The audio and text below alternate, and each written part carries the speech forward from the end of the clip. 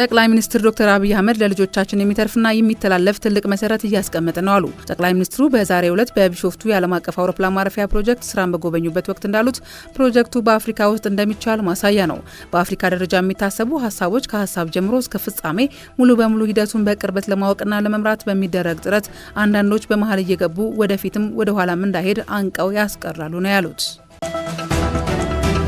የፌዴራል መንግስት የትግራይን ዘላቂ ሰላምና ልማት ለማስቀጠል የወሰደውን ቁርጠኝነት የቀድሞ ህወሓት ራሱን ለእኩይ ዓላማ ለማደራጀት ተጠቅሞበታል አሉ ዶክተር አረጋዊ በርሄ።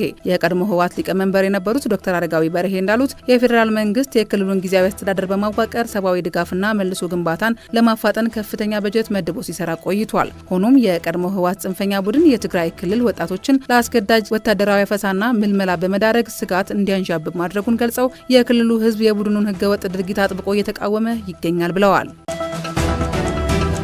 የኢትዮጵያ ሀገራዊ ምክክር ኮሚሽን በኦሮሚያ ክልል ታጥቀው ሲንቀሳቀሱ ከነበሩና የሰላም አማራጭን ተቀብለው ወደ ማህበረሰቡ ከተቀላቀሉ አካላት ጋር ተወያየ። ኮሚሽነር ፕሮፌሰር መስፍን አርአያ በዚህ ወቅት እንዳሉት በተለያዩ አካባቢዎች ታጥቀው የሚንቀሳቀሱ አካላትን በምክክር ሂደቱ ለማካተት እየተደረጉ ያሉ ጥረቶች ቀጥለዋል። ታጣቂዎቹ ለሰላም ቦታ ሰጥተውና ጥያቄዎቻቸውን ቀርጸው ለሀገራዊ ምክክር ኮሚሽኑ ለማስረከብ ዝግጁ በመሆናቸው የውይይት መድረኩ መዘጋጀቱን ገልጸዋል።